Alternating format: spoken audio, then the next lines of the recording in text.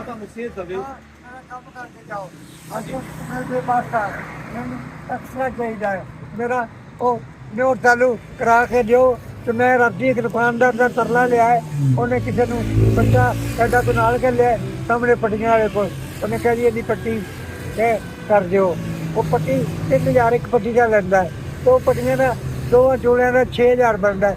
ਮੈਂ ਨਹੀਂ ਦੇ ਸਕਦਾ। ਉਹਨੇ ਕਿਹਾ ਜੀ ਐਕਸਟਰਾ ਕਰਾ ਕੇ ਲਿਆਓ ਤੇ ਮੇਰਾ ਰਿਕਸ਼ਾ ਤੁਹਾਡੇ ਕੋਲ ਹੈ, ਭਾਵੇਂ ਪੈਸੇ ਦੇ ਕੇ ਕਰਾਓ ਭਾਵੇਂ ਫਰੀ ਕਰਾਓ, ਮੇਰਾ ਐਕਸਟਰਾ ਕਰਾ ਕੇ ਦੇ ਦਿਓ। ਮੇਰੇ ਹੱਥੇ ਪੱਟੀ ਤੋਂ ਰੋ ਮੁਸ਼ਕਲ ਹੋਇਆ ਹੈ। ਮੇਰੇ ਕੋਲ ਨਾ 100 ਅੱਛਾ। ਹੈ, ਨਾ 100 ਹੈ, ਨਾ 2 ਹੈ, ਨਾ ਕੋਈ ਤੁਸੀਂ ਕਿਰਾਇਆ ਇਹਨਾਂ ਦਾ ਪਾਣੀ। ਇੱਕ ਕੱਪੜਾ ਕੋਲ ਚੜਾ ਦੀ ਹਾਂ ਇਹ ਤਾਂ ਮੈਂ ਭੈਣਾ ਉਹਨੇ ਪਾਰਲੀਮੈਂਟ ਸਖਾਵਤ ਅਲੀ ਬਾਬਾ ਸਖਾਵਤ ਅਲੀ ਰੋਡ ਐਕਸੀਡੈਂਟ ਦੀ ਵਜ੍ਹਾ ਤੋਂ ਇੱਥੇ ਹੀ ਰਹਿ ਗਿਆ। ਰੋਡ ਐਕਸੀਡੈਂਟ ਹੋਇਆ, ਪਿੱਛੇ ਕੂਲੇ 'ਚ ਸੱਟ ਲੱਗੀ, ਇਸ ਲਈ ਟੁਰ ਨਹੀਂ ਪਾ ਰਿਹਾ। ਜਵਾਨ ਬੱਚਾ ਸੀ, ਭਾਜੀ ਕੋਲੇ ਨਹੀਂ, ਦੋਵੇਂ ਚੂਲੇ ਨਿਕਲ ਗਏ ਨੇ। ਦੋਵੇਂ ਚੂਲੇ ਨਿਕਲ ਗਏ। ਜਿਹਨੇ ਨੇ ਹੋਈ ਹੋਵੇ ਉਹਨੂੰ ਬਹੁਤਾ ਪਤਾ ਹੁੰਦਾ ਕੀ ਹੋ ਰਿਹਾ ਹੈ। ਜਵਾਨ ਪੁੱਤਰ ਫੌਤ ਹੋ ਗਿਆ, ਬੀਵੀ ਫੌਤ ਹੋ ਗਈ। ਇਸ ਟਾਈਮ ਬੇਯਾਰੋ ਮਦਦਗਾਰ ਹੈ ਤੇ ਅਗਰ ਕੋਈ ਡਾਕਟਰ ਸਾਨੂੰ ਦੇਖ ਰਿਹਾ ਤੇ ਜ਼ਰੂਰ ਸਾਡਾ ਰਾਬਤਾ ਕਰ ਸਕਦਾ ਹੈ।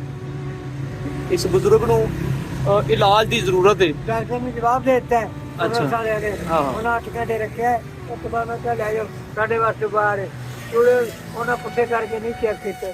ਮੈਨੂੰ ਤਾਂ ਪਤਾ ਨਾ, ਮੇਰੀ ਲੱਤ ਐਂ ਕਰਕੇ ਠਾਹ ਪੈਂਦੀ, ਦੂਜੀ ਐਂ ਠਾਹ ਪੈਂਦੀ, ਮੇਰੇ ਚੂਲੇ ਨਿਕਲ ਗਏ ਨੇ। ਮੈਨੂੰ ਤਾਂ ਪਤਾ ਹੈ ਨਾ। ਜੀ ਜੀ ਚਲੋ ਖਾਣਾ ਖਾਓ। ਚਲਾ ਦਾ ਕੰਮ ਹੈ। ਇਹ ਬਾਬੇ ਨੂੰ ਵੇਂਦਾ ਭਜਦੇ ਨਸਦੇ ਸਨ ਪੂਰਾ।